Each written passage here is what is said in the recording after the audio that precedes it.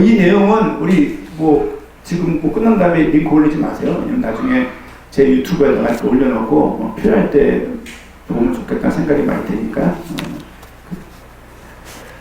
제가 너무 반갑고요. 지금 막 제가 가슴이 뛰어가지고 우렁떠 먹겠습니다.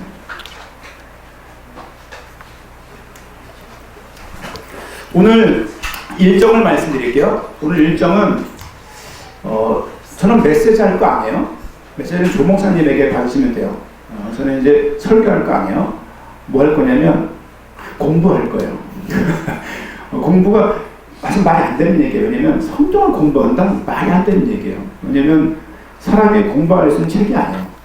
그렇죠? 우리가 섹스피어의 비극 희극을 공부할 수 있지만 성경을 공부한다는 말 자체가 말이 안 맞는 얘기예요. 왜냐면 하나님이 주신 계시의 책이기 때문에 하나님의 도움을 주지 않으시면 성경을 알 수 없기 때문에 공부한다는 말이 불가능한 얘기예요.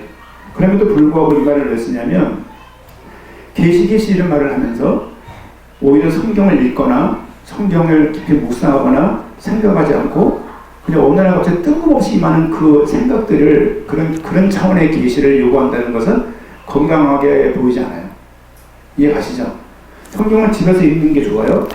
산에 가서 막 산기도도 중요하지만 저 산기도 했던 사람이에요. 산에 올라가서 막 산기도하면서 받는 계시도 중요하지만 더 중요한 것은 이 성경을 꾸준하게 내 현실 속에서 읽어내는 것 또한 굉장히 중요한 일이에요. 그렇죠? 그리고 우리가 사실은 말씀을 많이 보는 것 같지만 그렇지 않아요. 생각보다 드라마 보는 시간과 비교하면요 택도 없어요. 택도 없어요. 그리고 성경을 읽어서 잘 또 몰라요. 성경 대부분 어떤 거 가지고 있나요? 개역개정 가지고 있죠? 저는 이제 그 현대인 쉬운 성경 읽자고 계속 말씀을 드리는 편에 속해요. 왜냐면 어른들은 싫어해요. 왜냐면 세속적이라고. 그렇지 않아요. 왜냐면 저는 어떤 성경이 있냐면 1800년대에 발행됐던 옛날 한글 고어 이두문자 비슷한 거로 쓰여진 성경을 제가 가지고 있어요. 사본을. 그걸 읽을 수가 없어요. 그걸 쓸 때 이거 만들었을 때 이걸 보고서 되게 세속화됐다고 말했었거든요. 그러니까 우리에게 지금 굉장히 중요한 기준점이잖아요. 쉬운 성경을 어떤 세속화스럽게 세속적으로 보고 되게 성경이 낮은 거라고 보게 되면 안 돼요. 왜냐면 내 눈에 읽혀지는 글이 좋아요. 읽혀지지 않는 거 이거 보려면 영어 성경이 더 낫죠. 이거 볼 거예요. 예를 들면 아니 중국어 성경이 더 낫죠. 왜 한국보다 더 일찍이 번역됐으니까. 왜 영어를 봐요? 라틴어 보지. 왜 라틴어 보나요? 헬라어 보지. 왜 헬라어 봐요? 70인요 히브리어를 보지. 그러니까 한두 끝도 없기 때문에 그러니까 성경 내게 주는 성경이 조금 읽혀지는 성경을 보면 좋겠다. 그래서 가능한 한 쉬운 성경, 마가페 쉬운 성경이랄지 우리 이성경 선생님이 이렇게 쉬운 성경 글 많이 올릴 때가 많잖아요. 그런 것처럼 성경을 좀 쉬운 거를 보는 게 첫 출발이 아니겠냐 생각을 좀 많이 해보고 그리고 제가 제일 이번에 계속 강조할 점이 뭐냐면 성경이 사람이 쓴 거예요. 철저하게. 그러면서도 하느님이 쓴 책이에요. 모든 책의 기록의 목적이 있잖아요. 저는 우리 노인과 바다 하는 얘기를 많이 하는데 노인과 바다는 해밍웨이의 단편집이에요. 단편집인데 노벨 문학상 받았던 책이거든요. 우리 아이들에게 아들 3명 있잖아요. 성부만한 막내가 있고 그 위에 몇 살이죠? 23살짜리 청년이 하나 있고 맨 위에 25 먹은 우리 청년이 한 명 있어요. 세 아들을 우리 현성하고 키웠어요. 제가 키운 게 아니고. 그래서 이제 아들에게 책을 읽혔어요. 읽히고 물어봤어요. 노인과 바다가 뭘 의미하는 거 같니? 그러니까 낚시광 할아버지의 하루 그리고 무슨 여러 가지 얘기가 나오더라고요. 근데 그 노인과 바다의 원래 기록의 목적은 1, 2차 세계대전 전쟁의 허구성을 말하기 위해서 허무함을 말하기 위해서 쓴 소설이거든요. 단편집이거든요. 그렇기 때문에 노벨상을 받은 거예요. 노벨 문학상을. 근데 그 의미를 모르면 기록의 목적을 모르면 그냥 내가 원하는 대로 책을 읽는 거예요. 이렇게. 이 성경도 쓰신 분이 있으면 쓰는 사람의 어떤 의도가 있을 거 아니에요. 그 의도를 아는 것이 내가 큐티에서 발견하는 것보다 더 중요해요. 성경에 무엇이 기록되어 있는지를 아는가에 따라서 신앙이 달라져요. 성경에 각 교회마다 다 그래요. 다 각 교회가 복음적인 것처럼. 성경을 들고 있다고 복음 말하는 게 아니에요.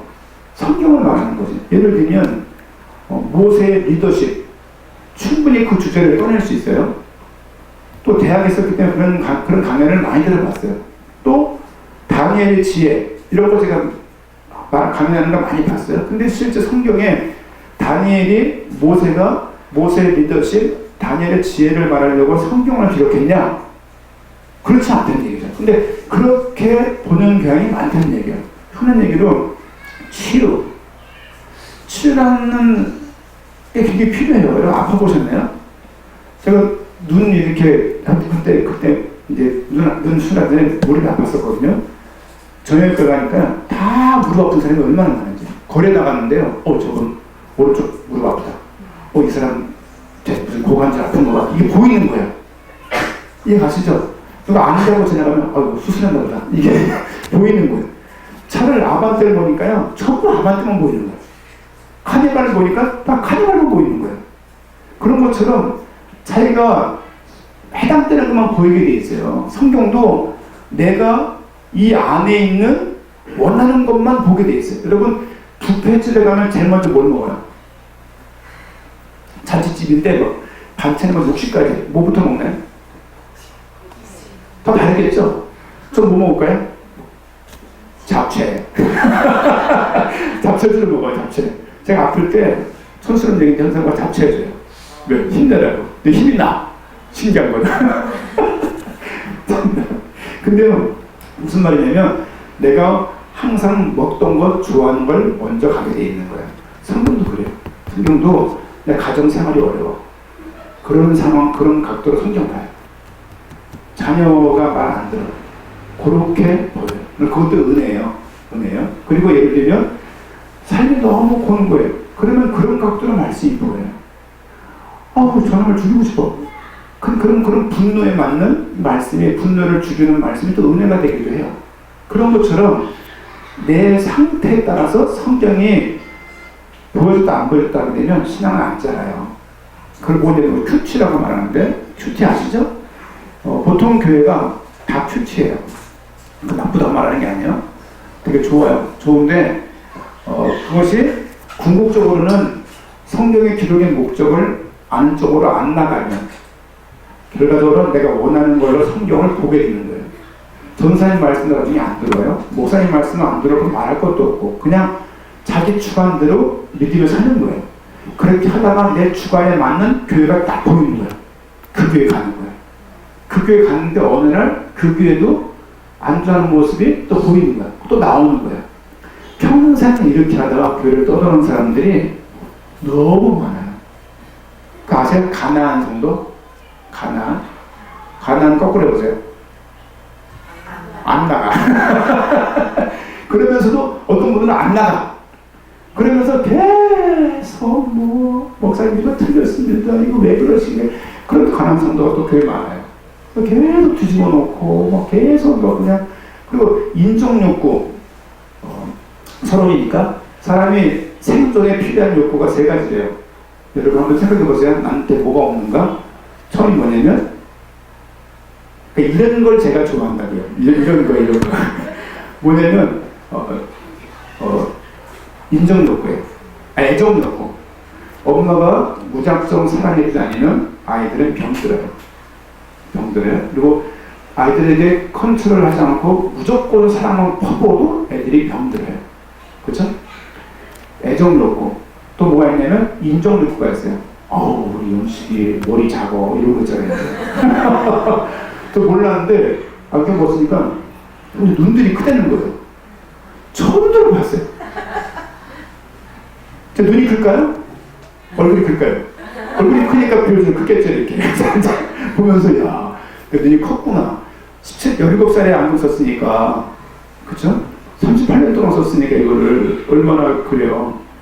그런 인정 욕구. 그러니까 뭔가 인정받고 싶다. 근데 박탈을 당하고 부모가 살다 보니 일이 없어서 자녀를 키우는 걸 잘 몰라서 결혼을 너무 일찍 해서 결혼만 했지 아무것도 모르는 거야. 그런 거에서 또 남편과 나이 차가 너무 많아서 공감대가 형성이 안 돼서 문화가 달라서 남편이 경상도에서 뭐 많잖아요. 이런 것들이 이제 그런 저런 이유로 이게 아이들이 이렇게 자꾸 박탈을 당하니까 아이들이 깨지는 거죠. 이렇게 깨지고 그걸 상처라고 말해요. 그 다음에 이제 의존 욕구. 아이들은 부모를 의존하고 싶어요. 근데 부모님이 일찍 돌아가셨어. 그것 때문에 아이가 되게 편하게 삶을 살았어요. 그 아이가 부모가 됐을 때 어떻게 살겠냔 말이에요.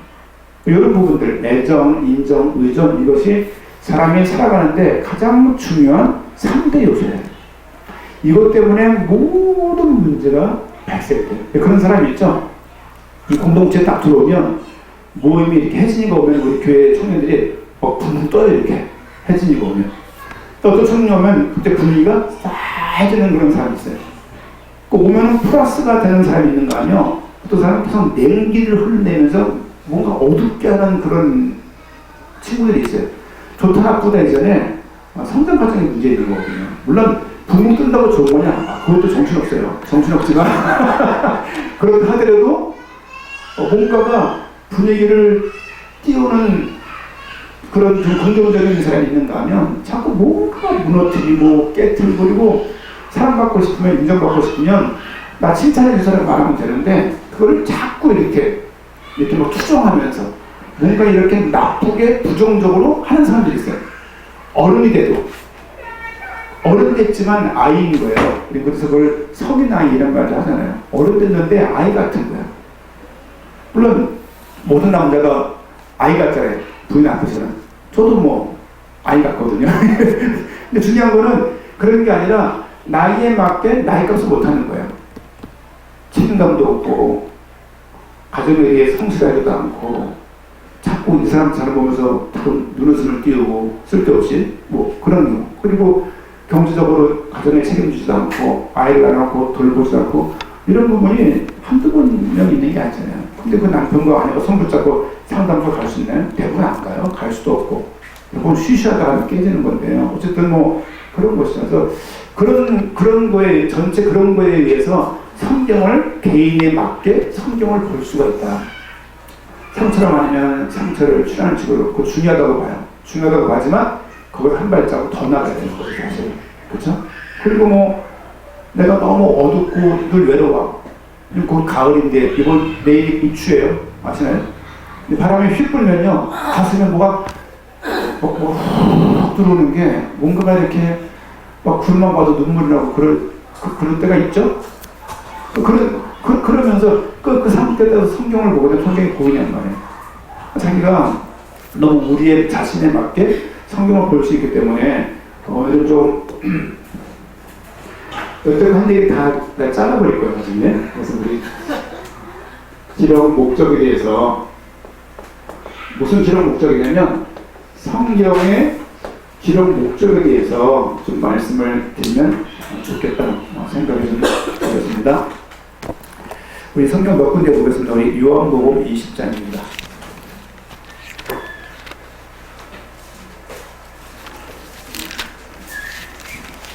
너무 우리가 많이 봤다는 말씀인데 요한복음 20장 31절 말씀 같이 읽겠습니다. 오직 이것을 기록하면 너희로 예수께서 하나님의 아들 그리스도이심을 믿게 하려 함이요 또 너희로 믿고 그 이름을 힘입어 생명을 얻게 하려 함이니라. 이것을 기록한 이것이 뭐냐면 지금 쓰고 있는 요한복음 이걸 쓰는데 왜 쓰냐면 너희들이 예수님께서 그렇죠? 이렇게 약자를 쓸게요. 예수님께서 하나님의 아들인 것을 믿게 하려고 썼다. 그리고 하나님의 아들 뭡니까? 그리스도. 예수님께서 하나님의 아들이면서 그리스도인 것을 알게 하려고 안 해요? 그 한 단계 넘어가는 거예요. 믿게 하려고 기록한 거예요. 이게 누구 얘기입니까? 이게 사도 요한이 하는 말이에요. 사도 요한이 누굽니까? 예수님의 가장 애제자, 사랑을 많이 받은 12제자 중에 제일 어렸던 사람이에요. 예수님이 얼마나 그걸 이뻐하겠어요. 그렇잖아요. 그리고 성품도 그냥 뽀송뽀송해. 샤방샤방하고. 그러니까 너무 이쁜 거죠, 이제. 예수님이 십자가를 죽었을 때 그 마리아를 누가 돌보고 마리아와 누가 함께하냐? 사도 요한이 함께해요. 그렇죠? 그리고 성경, 신약 성경 가장 마지막에 쓴 책이 어떤 책이야? 요한계시록이에요. 요한계시록이 거의 AD 90년 전 쓴 거예요. 예수님이 AD 30년경에 오셨다고, 30년경에 공생애를 시작했다고 하면, 그렇죠? 33년에 돌아갔잖아요. 그럼 거의 90년 썼으면 거의 몇 년입니까? 거의 뭐 50몇 년을 이 복음을 전달했던 사람인 거예요. 그 사도 요한이 쓴 게 요한복음과 요한 1, 2, 3서와 요한계시록이거든요. 굉장히 중요해요. 사도 바울만큼 성경 많이 쓰지 않았지만 사도 바울 이후로 성경 제일 많이 쓴 사람이 사실은 요한인 걸 알 수 있죠. 그래서 지금 하는 말씀이 뭐냐면 요한이 말하는 거예요. 예수님은 하나님의 아들이면서 그리스도입니다. 이것을 믿게 하려고 요한복음을 기록한 거예요. 이해하시죠? 이것을 나중에 그 동의가 되겠습니다만은 단순하게 성경 모든 것들은 이렇게 짜지 마세요. 성경 모든 것들은 연결이 되어 있어요. 유기적으로 성경은 연결되어 있어요. 그래서 나중에 그걸 보겠습니다만은 결국에는 예수님이 그리스도시고 하나님이신 것을 믿게 하려고 성경에 기록됐다는 것을 알게 되어지고 믿게 되어져요. 성경은 치유를 위해 쓴 책이 아니에요. 치유라는 거 나와 있어요. 그럼 치유라는 단어가 성경에 몇 번 나올까요? 세보셨나요? 전 세봤어요. 치료, 저 세봤어요. 고치시라, 세봤어요. 회복이라는 단어, 세봤어요. 몇 번 안 나와요. 아니, 30번도 안 나와요. 여러분, 성경에 구절수가 얼마나 많아요? 거기에서 총 구절이 30번이 안 나온다니까요. 그 얘기는 성경에서 치유를 역정으로 말하고 있지 않다는 거예요. 그렇죠? 어쨌든 요한은 뭐라고 말하고 있습니까? 하나님의 아들 그리스도시다. 예수님께서 저분이 알고 보니까 사람이지만 하나님의 아들이 되는 게 아니라 하나님이신 그분이 이 땅에 오신 거예요. 우리는 어떤 하나님 믿습니까? 삼위일체 하나님이래요. 삼위일체 하나님. 성부 하나님은 구원 전체를 계획하는 걸 주도하셨고, 성자 하나님은 이 땅에 오셔서 우리 죄진 것을 실제 실루를 감당하시면서 죄를 지시는 역할들을 실질적으로 주도하셨고, 성령님께서는 이 모든 것들을 우리에게 알게 하고 조명케 하시고 깨닫게 하시는 것을 주도하고 계세요. 여러분, 성령의 조명이란 말인데 무슨 말이냐면, 이게 어두우면 뭐가 보일까요? 안 보이잖아요. 조명이 딱 켜지면 보이잖아요. 그런 것처럼 성령께서 우리 마음을 밝혀주셔야 돼요.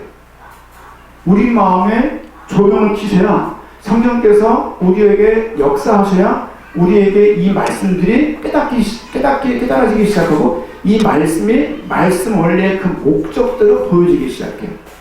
우리 요한복음 6장 말씀 볼게요.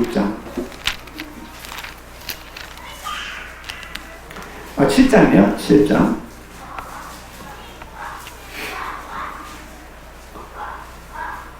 7장 우리 3절 말씀, 5절 말씀 같이 한번 읽겠습니다. 이는 그 형제들까지도 예수를 믿지 아니함이로라. 무슨 말입니까 이게? 예수님이 형제들이 있었어요. 형제들이 예수님을 믿지 않았어요.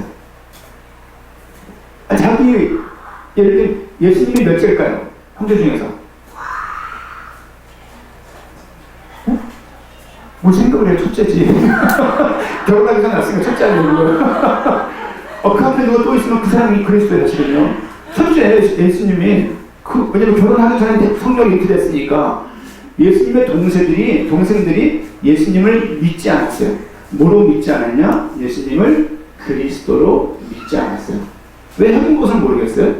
여동생이 있으면 왜 오빠 이걸 모르겠어요? 한 동생 자라오면서 고무줄 했을까요? 고무줄도 하고 구슬치기도 하고 딱지 먹기도 하고 말뚝박기도 했을 거 아니야?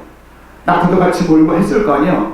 당연히 예수님의 오빠의 형인 것은 당연히 아니죠. 알지만 믿지 않았다는 건 무슨 말이냐면 예수님이 그리스도인 것을 형제들도 믿지 않았다. 이해하시죠? 그리고 한번 더 우리 7장 31절 말씀 7장 31절 말씀 같이 읽겠습니다. 무리 중에 많은 사람이 예수를 믿고 말하되 그리스도께서 오실지라도 그 행하실 표적이 이 사람이 행한 것보다 더 많으려 하니. 잘 한번 보세요. 문장을. 무리 중에 많은 사람이 예수를 믿었어요. 그쵸? 믿으면서 하는 말이에요. 그리스도께서 오실지라도 그 그리스도가 행하실 많은 표적이 예수님이 행한 것보다 더 많을까? 이 얘기예요. 쉬운 성경 보면 금방 알아요. 이건 지금 개혁 성경이라서 말이 그냥 휙 읽으면요 절대 몰라요. 성경 읽을 때 눈과 입만 읽지 말고 무슨 내용인지 생각하면서 읽어야 돼요. 보세요. 무리 중에 많은 사람이 예수를 믿었어요. 누구 믿었다고요? 예수를 믿었어요. 근데 그 믿는 사람은 어떤 말을 하냐면 그리스도께서 오실지라도 그리스도가 행할 그 표적이 예수님이 행한 표적보다 많을까? 이게 무슨 말이에요? 예수님이 행한 표적이 많다. 첫 번째. 두 번째 뭐예요? 예수님을 믿는다고 말했지만 그리스도하고 별개의 인물로 하는 거예요. 여기 7장 6절, 7장 30절인가요? 31절 이렇게 있잖아요. 그렇죠? 여기 예수님이 있어요. 예수님과 그리스도가 별도의 인물이에요. 이분이 많은 표적을, 이적을 행했어요.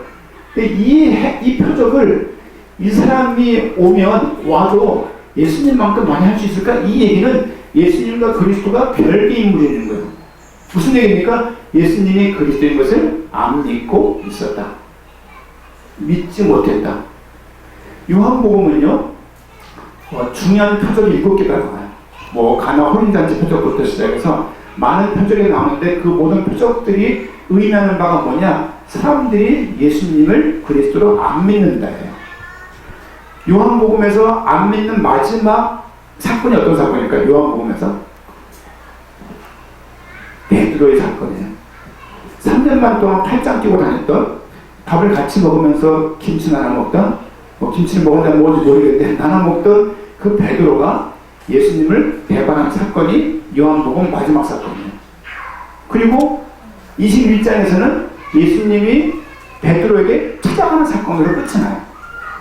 요한복음 뭘 말하고 있냐면 예수님을 그리스도로 안 믿는다예요. 그래서 사도 요한은 이 본문에서 뭐라고 말하고 있냐면 그래서 나는 예수가 그리스도인 것을 믿게 하려고 이것을 기록한다라고 말해요. 누구까지 안 믿었냐? 형제들까지도 안 믿었어요. 또 믿는다 하더라도 다르게 믿는 거예요. 다르게. 자기들 필요에 맞게, 자기들의 형편에 맞게 예수님을 믿는 것이지 성경에서 기록하고 있는 기록 목적대로 믿는 게 아닌 거예요. 그래서 교회의 믿음이 다양한 거예요. 그런 인간들을, 그런 분들을 한두 번 본 게 아니에요. 왜 뭐가 문제일까? 성경을 나름대로 보는구나. 그것도 대단한 거예요. 왜? 안 보는 사람이 많거든요.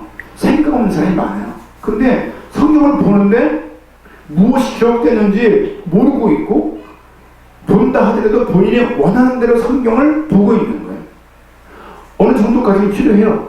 상처가 많아. 말씀을 통해서 치유받는 데까지 그런 게 필요하죠. 근데 한평생 끝까지 그런 믿음을 고수한다면 믿음은 안 자라게 돼 있고 어느 날 그 교회를 떠나게 돼 있고 자기가 또 방랑하면서 여기저기가 혹은 가난한 성도가 되어서 교회를 계속 어렵게 하는 역할을 감당한다는 것을 많이 봤습니다. 제가 파도학번이에요. 지금 55세죠. 85년도 제가 신학할 때는 이런 거 몰랐어요.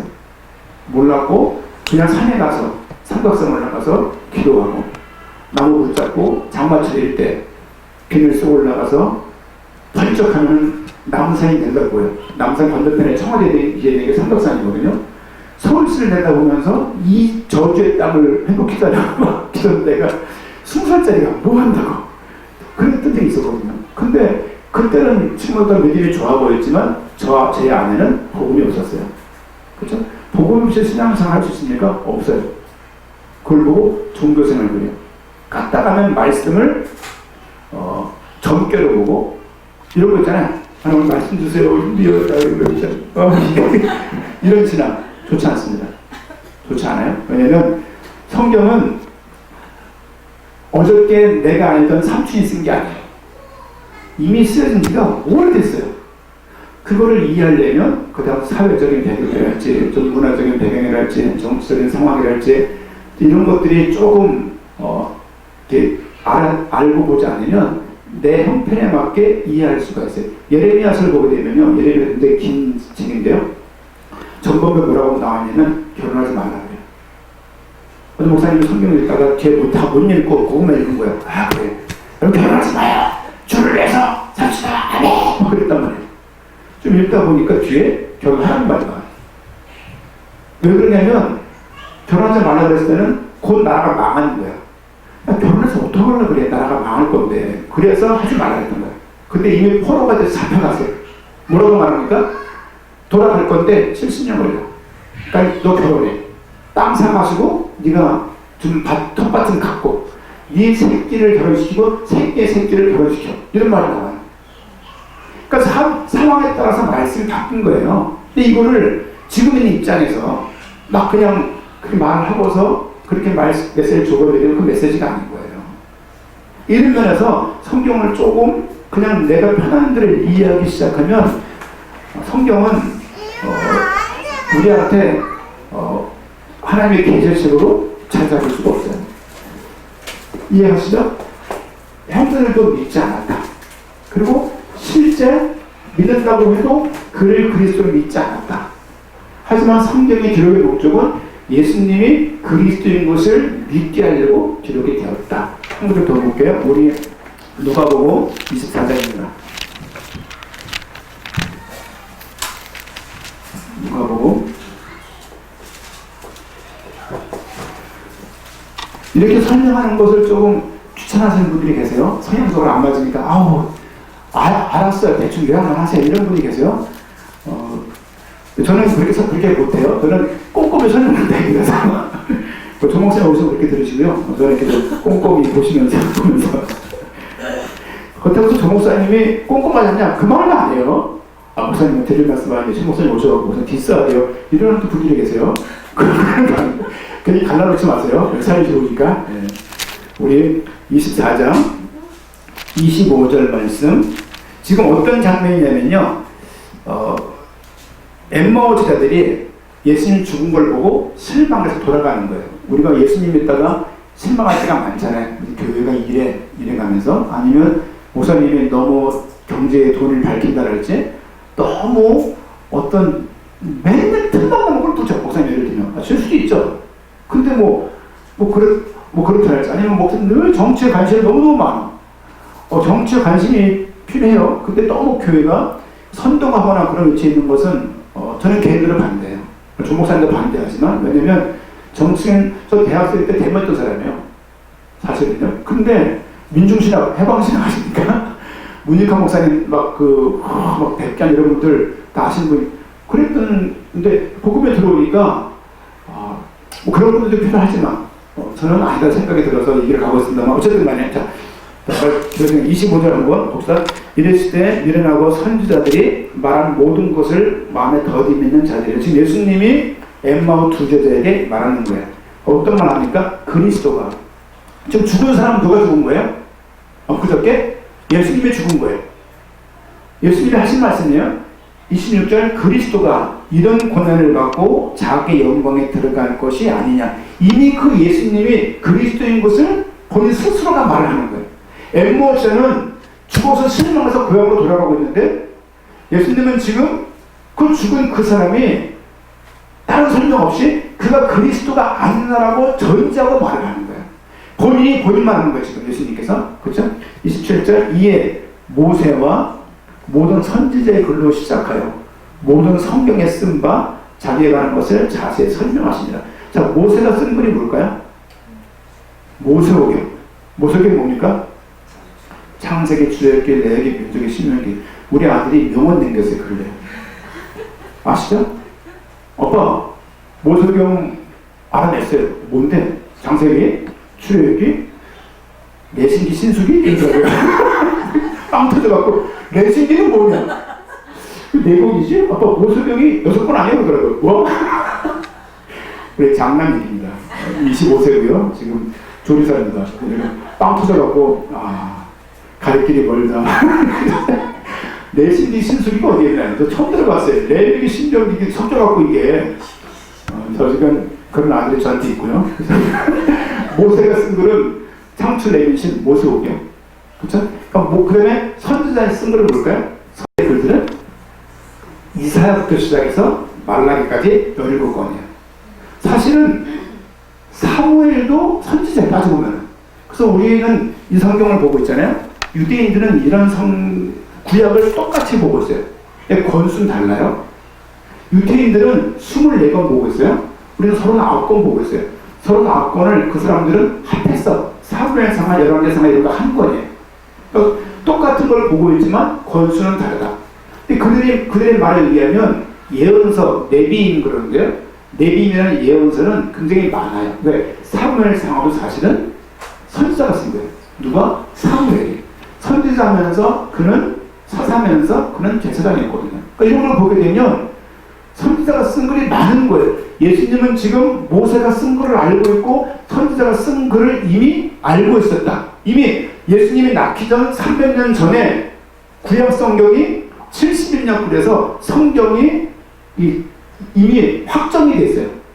구약 성경이 예수님 오시기 300년 전에 이미 성경이 구약 성경이 번역이 되었어요. 그 히브리어로. 그걸 보고 70인역 그래요.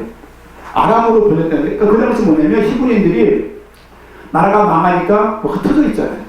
그들의 어떤 그 관심과 많은 랍비들이 모여서 성경을 그 당시 유행한, 지금 같으면 영어지만 그때는 아람어 아시죠? 뭐 아가페랄지 뭐 이런 거 그런 게 다 아람어의 시작인데 실제 그 내용들을 성경의 39권, 그들이 말한 24권은 이미 예수님도 어려서부터 성경을 보고 자랐어요. 예수님도 모세오경을 봤다. 예수님도 선지서를 봤다. 그래서 구약은, 우리가 보고 있는 구약은 예수님도 봤던 구약이고요. 이해가시죠? 예수님이 하시는 말씀에, 야, 모세가 쓴 걸 안 봤어. 선지자가 쓴 거 안 봤어. 그거, 그렇죠? 자세히 설명하시면서 28절, 그들이 가는 마을에 가까이 가매 예수는 더 가려하는 것 같이 하시니 그들이 강권하여 이르되 우리와 함께 이곳에 집에 들어가시죠. 이렇게 하는 거죠.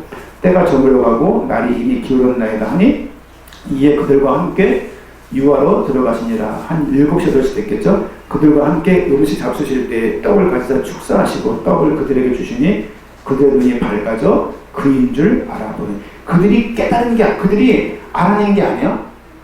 그들의 눈이 밝아지면서 이걸 깨닫게 해주신 거예요. 그렇죠? 그러면서 밝아져 그인 줄, 그건 누굽니까? 구약에서 말했던 그 그리스도, 그 그리스도가 이 앞에 설명하는 그 예수님이 그리스도인 것을, 설명한 그 예수님이 그 얼마나 죽었던 그 예수님인 것을 그들이 알아보기 시작하는 거예요. 그 내용입니다. 그렇죠? 예수는 그들에게 보이지 아니하시니라. 그들이 서로 말하되 길에서 우리에게 말씀하시고 우리가 성경을 풀어주실 때 성경이라는 말이 나와요. 신약 속에서의 성경은 뭐예요? 우리에게 성경은 이거예요. 신구약. 신약에서 성경은 어떤 거예요? 구약이에요. 모세의 쓴 글, 그리고 선지자의 글, 이 모든 것들이 그 당시 성경인 거예요. 우리에게는 신구약이 다 있지만 이 당시는 신약 시대는 신약 성경이 있을까 없었다? 없었어요. 아직 다 기록이 안 됐어요. 왜? 예수님 죽고 한참 후에 쓰셨거든요. 그러니까 그런 걸 보게 되면 실제 그들이 봤던 성경은 뭐냐? 구약을 의미하는 거예요. 성경을 펴주실 때 예수님이 뭘 풀었냐? 예수님이 구약을 풀어주신 거예요. 구약을 쭉 풀면서 구약 내용이 사실은 그리스도가 오신다는 말로 요약할 수 있거든요. 그 그리스도가 오신다고 말했는데 그 분이 바로 나다라고 예수님이 알게 설명하신 거고 성령께서 표현되어 있지 않지만 그걸 깨닫게 하신 거예요. 우리에게도 이런 은혜가 필요합니다. 우리 연구하고 공부하는 것은요 제한적이에요. 얼마나 할 수 있겠습니까?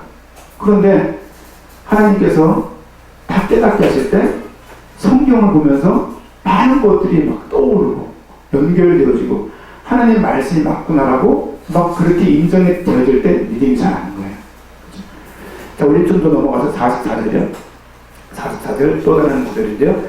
또 이르시되 내가 너희와 함께 있을 때에 너희에게 말한 바 곧 모세의 율법과 선지자의 글과 시편, 아까하고 다르죠? 모세의 율법, 선지자의 글, 또 뭐 하나 왔습니까? 시편. 여러분 시편도 의미하지만 성경은 모세오경, 역사서, 시가서, 선지서 이렇게 구분이 되어 있어요. 한국 성경은.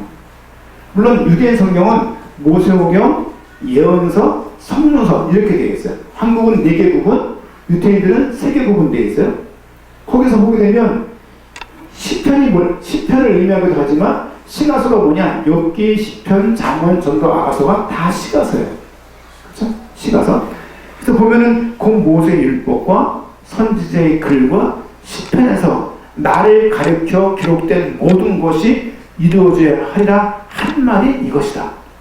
예수님 돌아가신 거, 아마 죽은 거 사건 기억나지? 그 내용들이 모세의 글과 선지자의 글과 시편에서 그를 가리켜서 기록된 모든 것들이 성취되어야 한다라고 말하고 있는 거예요. 신약시대 때 믿음의 기준은 구약입니다. 그렇죠? 우리 입장에서의 기준은 구약, 신약 다 해당되는 거예요. 그 구약, 신약의 중심이 뭐냐? 예수 그리스도는. 이게 동의가 안 되고 이게 즐겁지 않고 이게 기쁘지 않으면 성경은 안 보여요. 책 읽게 읽으면 알 수 있어요. 근데 그거 보이는 거 보고. 아니 성경 통해 이상한 거 보라고 말씀드리는 게 아니라 성경의 기록의 목적, 누군가가 기록한, 예를 들면 저는 중학교 2학년 때 아실 겁니다. 50대 청년 아실 겁니다. 그 선율님의 청춘 아시죠? 어떻게 시작하죠? 언젠가겠지 푸르니. 중학교 2학년 때요. 학교 때 무덤가에 이렇게 누워가지고 교복 입고 누워 호크 풀고 탁 누워가지고 불을 쫙 그거 부르고 있는 거야. 중이가 무슨 언젠가 가겠지 몰라요. 마음이 해가지고 구멍이 퍽 난 것 같아갖고 늘 그렇게 부르면서 눈물이 쭉 흐르고 그랬어요. 또 정세를 일어나고 애들한테 또 뭐 이렇게 약간의 돈 받고 이렇게 뺏은다는데 약간의 돈을 이렇게 요구하고 경제활동을 좀 많이 했죠. 제가 짧게 이렇게 그걸 많이 하지 않았고 주변 환경이 안 좋았어요. 주변 환경이 다 경제활동하는 애들이라서 이렇게 평소에 알바가 많지 않던 시대이기 때문에 그리고서 마음이 막 그냥 뭐 얘기 왜 했죠? 근데 뭐 말하려고 했는데 뭐 허했던 거예요. 그 허했던 마음에 그 당시 제가 교회 학생의 총무였어요. 그럴 때 경제활동을 했으니까 이렇게 그걸 생각해보면 그렇지? 왜 했는지 모르겠는데 뭐 말해야 되는데 어쨌든 걸어가세요. 어쨌든 그런 저에게 하나님께서 어릴 때부터 뭔가 이렇게 간절함을 준 것 같아요. 간절함을 주고 뭔가 또 중학교 2학년 때 수련회 갔다가 7월 말 7월 7석 음력으로 캠프파이어를 하는데 막 비가 와가지고 연기가 막 자욱이 깔렸어요. 그때 하나님께 서운데도 그때 말하면 하나님 주를 위해 살겠습니다. 목사 되는 것은 그렇고 뭔가 주를 위해서 하는 길을 가겠습니다. 그때 그런 기도하고 계속 그 어떤 기도에 이끌려서 신학교를 가고 막 그랬던 것 같아요. 어쨌든 뭐 그런 속에서 그런 속에서 인도받는 것이 여러분들도 마찬가지죠. 어쨌든 간에 어떻게 시작됐든지 간에 결론적으로는 성경의 기록의 목적. 생각났습니다. 청춘의 그 노래 한 곡에 그 노래를 만들 이유가 있을까 없을까요? 김창완 씨 물어보세요. 뭔가 있을 거예요. 그렇잖아요? 그리고 뭐 예를 들면 또 뭐가 있을까요? 윤복희 여러분 그 노래에 의도가 있어요 없어요? 요즘 뭐 유명한 그 뭐죠? 그 미스터 트로트 그래서 또 많이 보는데 많이 봅니다. 위안을 얻어 들은 게 저는 그런 거 나쁘게 생각을 안 해요. 아니 시를 통해서 그림을 통해서 노래를 통해서 사람들이 위안을 얻을 수 있죠. 영원한 위안은 아니겠지만 그렇잖아요. 아니 밥을 먹으면 뭐 우리가 영생합니까? 밥을 먹잖아요.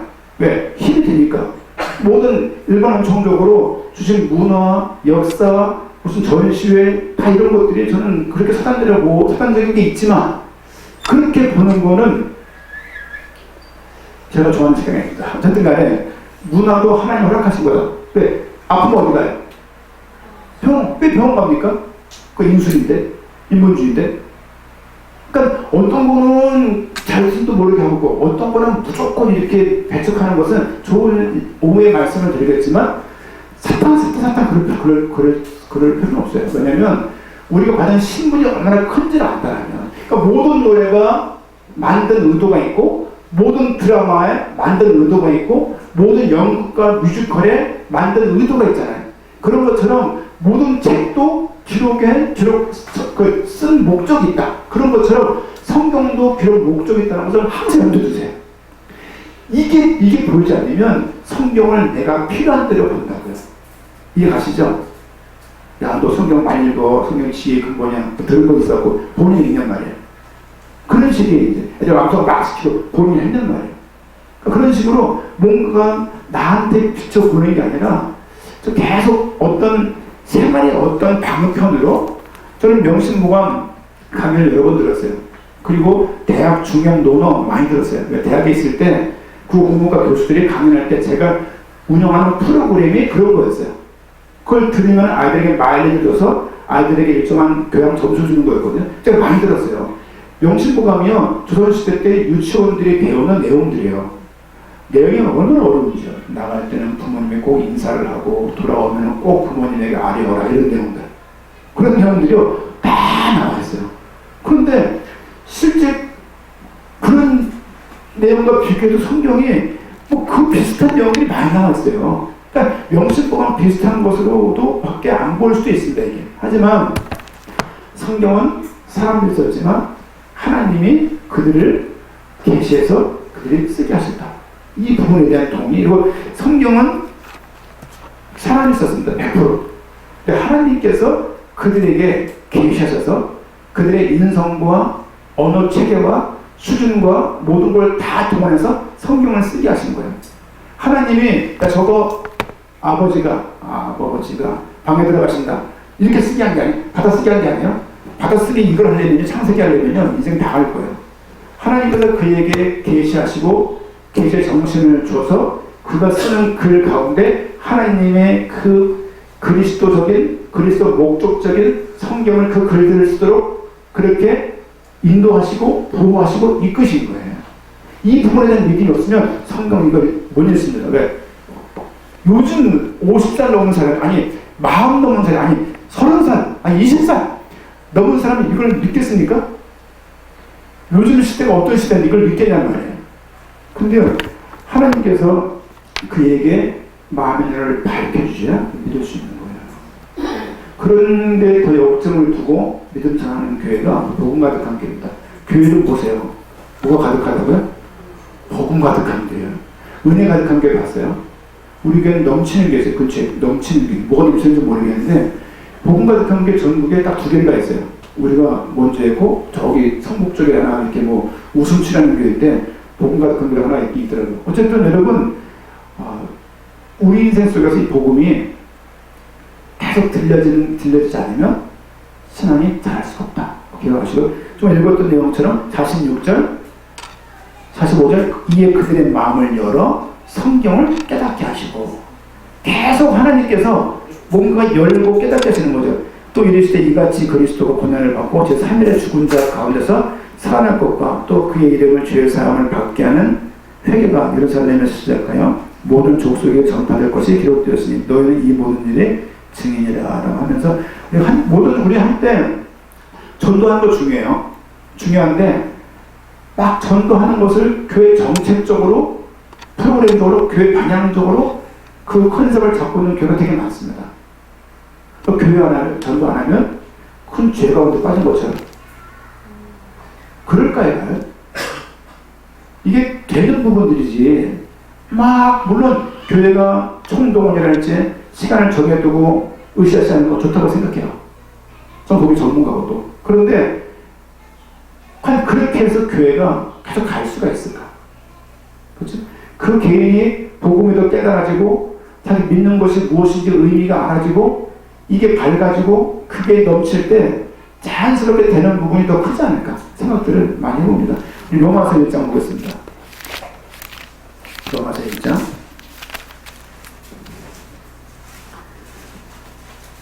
1장 2절 말씀 보니까요. 이 복음은 하나님의 선자들을 통하여 그의 아들에 관하여 성경에 미리 약속하신 것이다. 복음이 뭐냐면요, 하나님이 선자들을 통해서 기록한 내용인데 뭘 기록했냐? 그의 아들에 관하여 성경에 미리 약속한 것이 구약입니다. 그의 아들에 관하여 말하면 육신으로는 다윗의 혈통에서 나셨고 성결용으로는 죽은 자들 가운데서 부활하사 능력으로 하나님의 아들로 선포되셨으니 곧 우리 주 예수 그리스도 신이라. 요약하면요, 2절 이 복음은 4절 마지막 부분에 우리 주 예수 그리스도 신이라고 요약할 수 있는 거예요. 복음이 뭐냐? 복음 못 쓰는 한문이지만 복자 소리자잖아요. 그 복된 소식이에요. 그러니까 좋은 소식인 거거든요. 구약에서 뭘 말하고 있냐? 좋은 소식을 말하고 있어요. 좋은 소식이 뭘까요? 동네에 까치가 우리 어렸을 때 어떻게 배웠냐? 까치가 막 그래. 어떤 생각이 떠올라요? 손이 오려나? 이렇게 있잖아요. 지금 그런 게 없지만 까치가 너무 시끄러지지만 예전엔 까치가 오면 낯선 사람이 오니까 반응하는 거 아니에요? 텃세니까. 그러면 손이 온다고 생각했잖아요. 좋은 소식이다라고 말하는 것처럼 구약은 계속 좋은 걸 말하고 있는 거예요. 올 거야 온다라고 계속 말하고 있는 거예요. 누가 온다라고 말하고 있냐? 메시아가 온다라고 말하고 있는 거예요. 메시아의 의미는 기름 부음을 받은 자예요. 그렇죠? 이것이요, 구약에서 말하고 있는 많은 복잡한 내용을 막 섞어서 엑스를 쫙 빼면 뭐가 나오냐면 그리스도의 메시아의 오심에 대해서 창세기부터 말라기까지 말하고 있다는 부분이 탁 보여요. 이 부분이 보일 때 뭔지 모를 큰 막 그냥 한 100평짜리 집어둔 것처럼 뭐가 이렇게 막 뻔한 100평 못 써봤습니다만은 그런 느낌이, 그런 감사함과 충만함이 있는 거예요. 이거는 기도원 가서 막 그냥 방언하다 오는 거와 다르게 되게 지속적인 것이면서 되게 안정적인 것이면서 되게 큰 기쁨이에요. 이런 것들이 이번 오늘 하루 내일 그 1박 2일 통해서 좀 발견되면 좋겠어요. 왜냐면 이게 발견이 안 되면요, 신앙생활을 누구를 의지해야 돼요. 누가 늘 돌보지 않으면 막 엎어지고 막 괜히 막 그냥 먼지 막 뿌리면서 막 그냥 관심 달라고. 관심이 필요하면요, 건강하게 표현하셔야 돼요.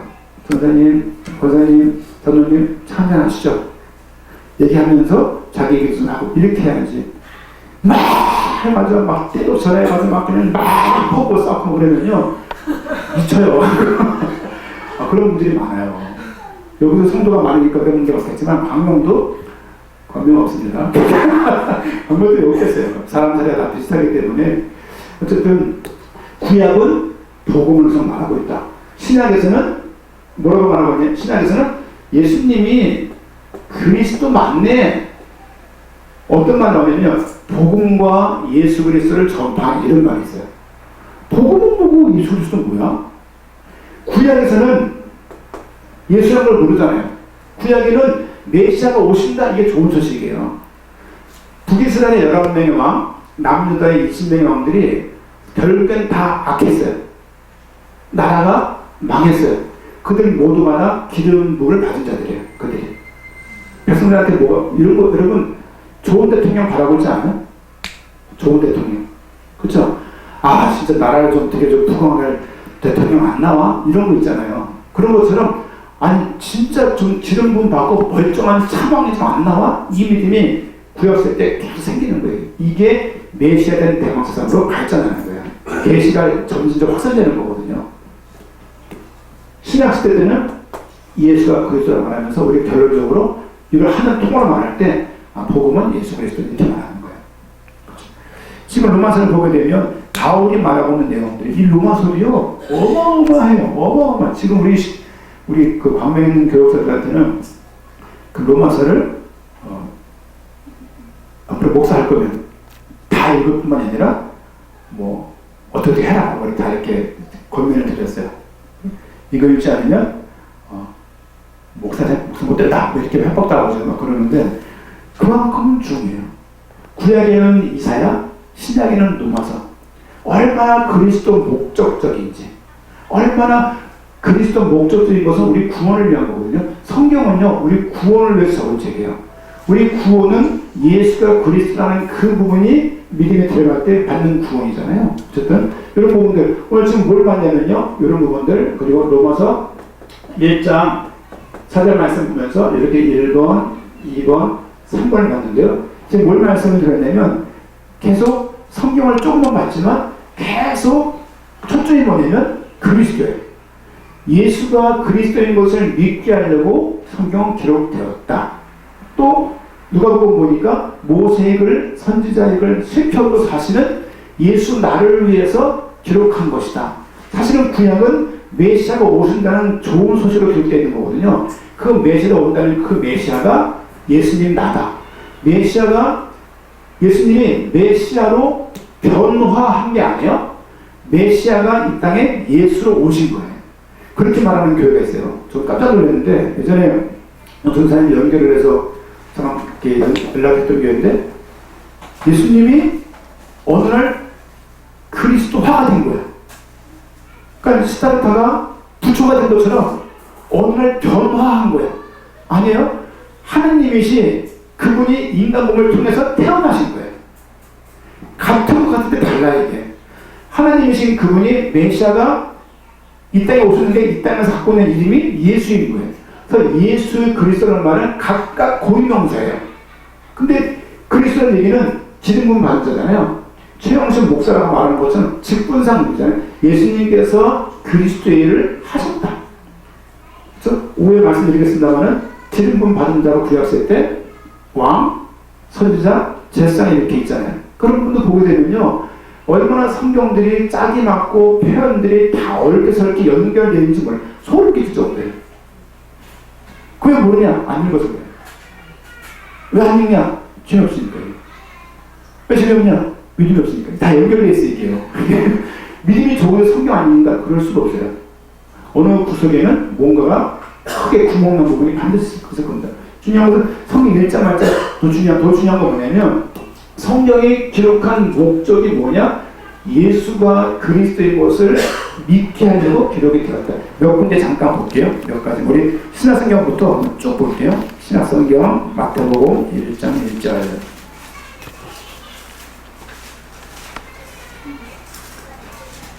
1절에서 같이 읽겠습니다. 아브라함과 다윗의 자손 예수 그리스도의 계보라. 마태복음 시작을 예수 그리스도로 시작합니다. 아브라함의 씨, 다윗의 씨 누구요? 예수 그리스도를 초점으로 해서 시작하는 거예요. 쭉 넘어가 볼게요. 우리 마가복음 1장 1절. 마가복음 1장 1절 같이 한번 읽겠습니다. 하나님의 아들 예수 그리스도의 복음의 시작이라. 예수 그리스도의 복음이에요. 그쵸? 치유의 복음 아니야? 회개의 복음이 아니라 예수 그리스도의 좋은 소식이에요. 그 누군데? 구약에서 말했던 그 메시아라는 거예요. 왜 그거 오면 좋은데? 우리 구원을 위해서 그분이 이 땅에서 십자가에서 해결하시고 부활하실 뿐이기 때문에 구약에서 예언을 하고 있는 거예요. 300 몇 가지가, 한 330가지가 예언되어 있어요. 구약에. 뭐에 대해서? 예수님의 오심에 대해서. 그쵸? 우리 누가복음 조금 누가복음 좀 각도가 다른 부분이 있지만요. 누가복음 1장을 보겠습니다. 1장 3절 말씀 보니까 그 모든 일을 그놈부터 자세히 미루어 살핀 나도 대오별로 각하에게 차례대로 써보내는 것이 좋은 줄 알았노니 이는 각하가 알고 있는 바를 더 확실하게 하려면 뭐를 이를 그놈부터 자세히 미루어 살폈냐? 예수 그리스도의 그 글 인생에 대해서 살펴본 거예요. 그 내용 정리한 게 누가복음입니다. 요한복음 1장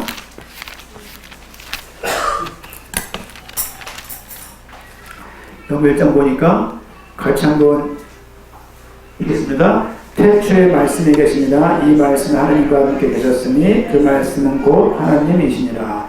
그가 태초에 하나님과 함께 계셨고 만물이 그로 말미암아 지은 바 되었으니 지은 것이 하나도 그거 없이는 된 것이 없느니라. 누구를 염두에 두고 말하는 건가요? 예수님은 1장 11절 말씀 보니까 영접하는 자 누굴 영접합니까? 예수 그리스도를. 그 이름을 믿는 자 누굴 믿습니까? 예수 그리스도를. 그때 하나님 자녀가 되는 거잖아요. 요한복음도 형태는 다르지만 예수 그리스도를 설명하고 시작하고 있다. 사도행전 1장입니다. 사도행전 1장 4절 말씀부터 3절 말씀부터 볼게요. 그가 고난받으신 후 또한 그들에게 확실한 많은 증거로 신의 살아계심을 나타내사 40일 동안 그들에게 보이시며 하나님 나라의 일을 말씀하시니라. 누가요? 예수 그리스도가. 그렇죠? 고린도 전서입니다. 로마서 1장. 아까 봤던 말씀입니다만은 1장 1절 같이 읽겠습니다. 예수 그리스도의 종 바울은 사도로 부르심을 받아 하나님의 복음을 위하여 택정함을 입었으니. 하나님의 복음이고 예수 그리스도로 또 시작합니다. 쭉 달릴 수 없으니까 요한계시록 1장 1절 보겠습니다. 요한계시록 1장 1절 한 문장만 읽을게요. 시작. 예수 그리스도의 계시라. 성경이요. 성경 잘 피지 못하시네. 지금 보세요.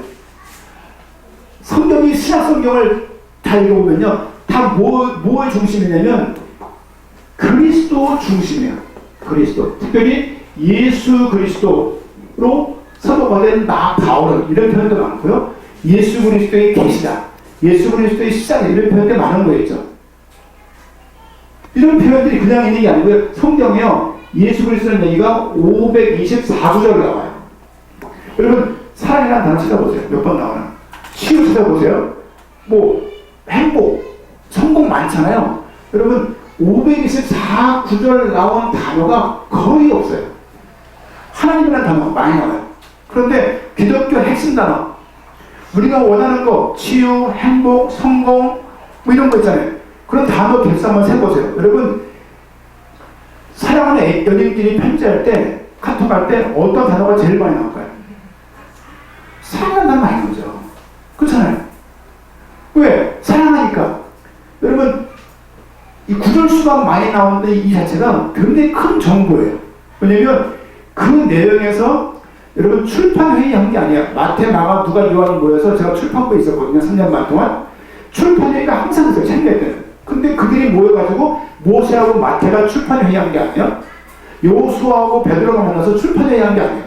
사도 바울과 엘리야가 만나서, 다니엘이 만나서 출판회의 한 게 아니에요. 그들이 쓴 글을 쭉 모아보니까 그 모든 글들이 하나님 안에서 쭉 달려가고 있는데 그 정점에, 꼭지점에 뭐가 있냐? 그리스도가 있는 거예요. 그 그리스도가 신약에 와서 보니까 이 예수님이 그리스도라고 계속 증언하고 있는 거예요.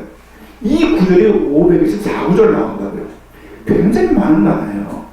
여러분, 어느 교회는 치유라는 말 가지고 한평생 얘기해요. 어떤 교회는 회개라는 단어 가지고 한평생 얘기해요. 그렇게 한평생 말한 만큼 그게 성경에 정말 중요하고 진짜 하나만 뽑는다면 그 하나냐? 그렇지 않아요. 성경에서 하나만 뽑으라고 말한다면 524구절이라는 걸 뽑을 수 있는데 이 내용이 뭐냐? 예수가 그리스도라는 단어예요. 여러분 이거 한다고 돈 되는 거 아니에요. 이거 한다고 내게 있는 무슨 큰 문제 사라지는 게 아니에요. 근데 그것과 상관없이 이 자체를 알아가면서 기뻐지게 되어 있어요. 여러분 이 복음이 깊어지고 기뻐져야 믿음이 자라는 거예요. 안 그러면요 믿음이 안 자라는 거예요. 조금만 믿음에 문제가 오고 생활에 문제가 오면요 퍽퍽 엎어져요. 왜 그러느냐? 이 안에 복음이 큰 힘으로 정착되어 있지 않는 거예요. 원하는 대로 성경을 바꾸려면 원하는 대로 성경 보는 사람은 대부분 빠지는 게 신비주의예요. 신비주의는 그냥 대부분 다 빠져요. 신비주의가 어디까지나 말하면 좀 그렇지만 그냥 성경 자체보다 그냥 불현듯 든 생각, 하나님이 준 것처럼. 저는 교회 청년들 제비를 뽑아요. 가끔가다 이렇게 볼 때마다 물론 감사한 얘기예요. 감사한 얘기인데 아니 의논해서 토론해서 결정하면 되지 뭐 제비를 뽑아. 왜? 토론하면 싸우니까 그냥 제비 뽑는 거야. 뭐 하나님 하셨대요. 하나님 하셨죠. 근데 아니 논의하라고 너에게 지혜를 주고 지식을 주고 또 하나님 아니야.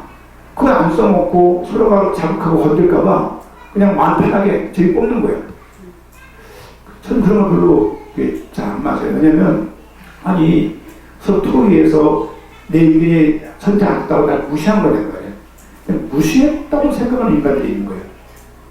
상처입니다. 말했죠? 애정, 인정, 의존. 그런 것 때문에 이렇게 건드릴, 그렇지 않아요. 그리고 나의 살다 좀 먹다 보면 그런 거 있잖아요. 음모론에 이렇게 좀 굉장히 무작위잖아요. 교회들은 특별히 그래요. 뭔가 음모론에 항상 많이 역점이 가 있어요. 왜냐면 현실적으로 하나님 믿다 보니까 이거 뒤에 의도가 뭘까 하는 생각을 먼저 해요.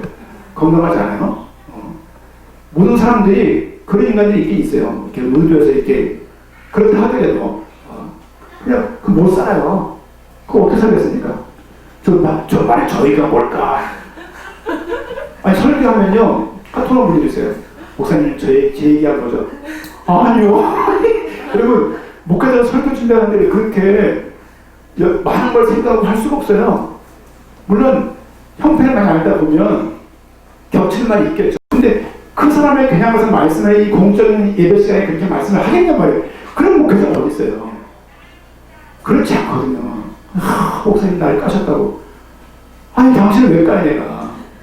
설교가 뭐 제목이 너 까는 것도 아니고 무슨 뭐 밤을 까는 거 까는 걸 까니까 그거 어떻게 말을 할 수가 없어요. 하나님 앞에 쓰려고 애를 쓰고 말씀 보고 그러는데 그래서 그래 그냥 그 안 건들고 설교 어떻게 해? 설교를 어떻게 해? 100명 있어. 100명은 다 설교를 어떻게 하냐고. 한번 해봐 당신은 뭐 쉬운가 그게. 이게요. 참 그래요. 이게 그런 믿음 안 되잖아요. 여러분들 계속 성경의 기록의 목적이 성경의 믿음이 성경의 복음이 계속 보여야 돼요. 이걸 교육자가 담당해야 되고 또 그런 인간들이 있어요. 성경 읽다가 요거 이상해. 앞에 읽은 거가 안 맞아. 드디어 발견했어. 성경 이 거짓말이 이거. 그런 인간들이 있어요. 그러지 마세요. 왜냐면 우리가 결국엔 승복하게 돼요. 성경 앞에서. 결국에는 항복할 거. 궁금한 건 이해를 해요. 근데 궁금한 것과 기도하세요. 이거 알게 달라고. 산만한 마음으로. 그게 맞지? 목사님, 전사님. 이거 무슨 말입니까? 그거 어떻게 하냐고. 순간 보이는 거를. 너도 봐야지. 내가 다 성경을 왜 보냐고. 안 그래요? 본인이 괴로운 거야. 막 이거 막 그냥 물어봐야 돼. 막 그런 분들이 이게 있을지 모르겠는데 있을 수 있어요. 저 같은 사람이 그래요. 이거 그냥 한번 꺼리 잡았어요. 한번 이거 네이버 검색해보세요. 다 나와 있어요. 네이버 검색하시면 너무 그러니까 모르면 기도하세요. 기도하시고 이거 알게 달라고 기도하시고 영어도 안 되면 전생 전화해보시던가 책을 좀 보시던가. 그리고 성경이요. 성경 읽으면 그리스도가 보여야 하고요. 구약에서요. 그리스도 단어가 있었어요. 구약에.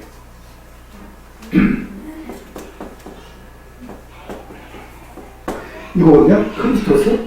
뜻이 뭐냐면 기름 부음을 받은다는 얘기예요. 이거 오후에 말씀드릴 건데 예를 들면 마샤 이게 기름 부음 받은 자예요. 히브리어에 마샤. 그 당시에 누가 기름 부음 받았냐? 원래 기름 부음 받는다는 말이 별로 없었어요. 원래 그냥 뭐 아브라함이 기념옥에서 돌을 세워놓고 기름을 붓는 거예요. 기름 붓다. 그리고 기름을 바르는 거예요. 기름 바르다. 기름을 뿌리는 거예요. 기름 뿌리다. 이런 의미가 있는 게 마샤예요.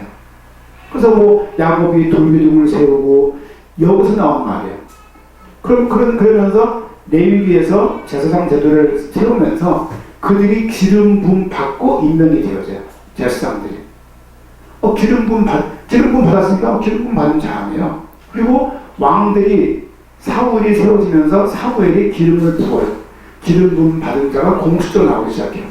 근데 그건 선한 왕이 아니었어요. 다윗이 3번 기름 부음 받아요. 언제? 사무엘이 1번 기름 부음 받고 유다의 왕들 때 기름 부음 받고 이스라엘의 왕들 때 기름 부음 받아요.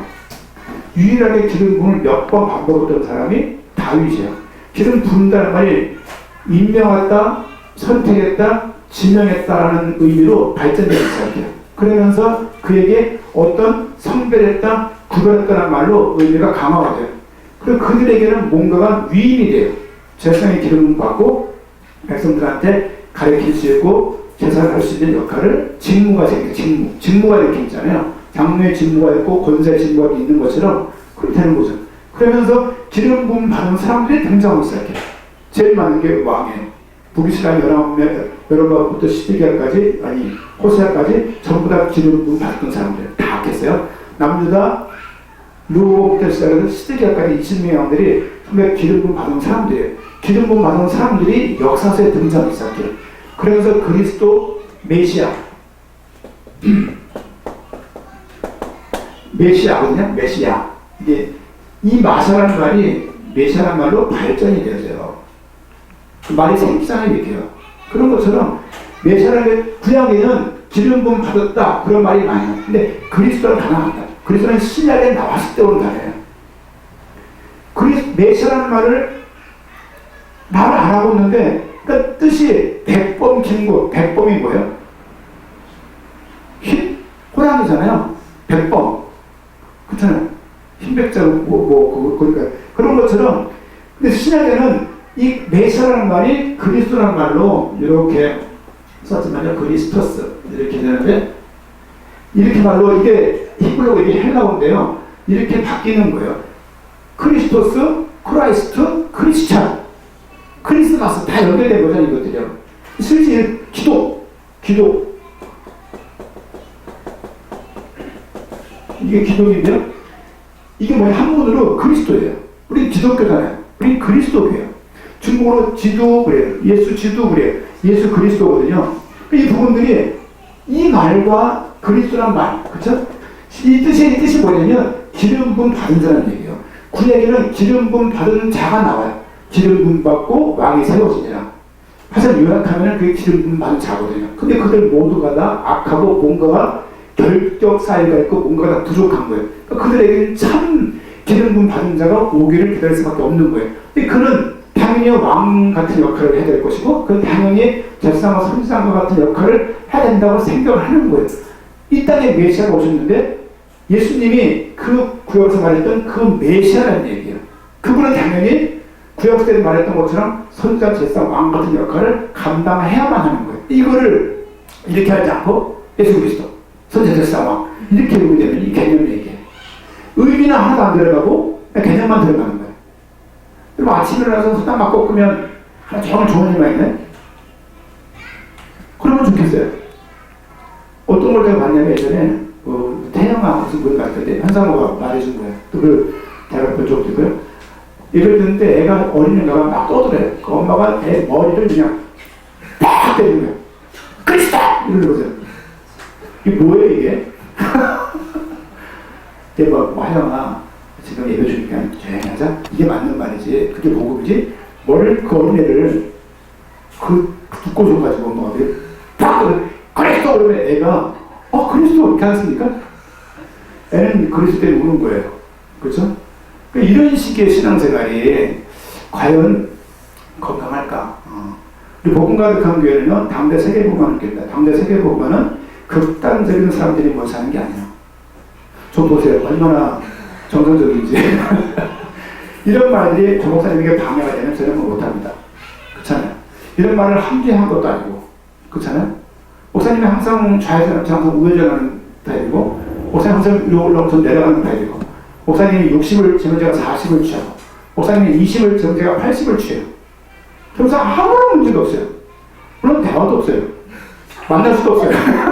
만날 수도 없지만, 간간히 대화하게 되면 슬쩍 대화하면서 서로가 어떤 존중하고 신뢰하는 마음이 있어요.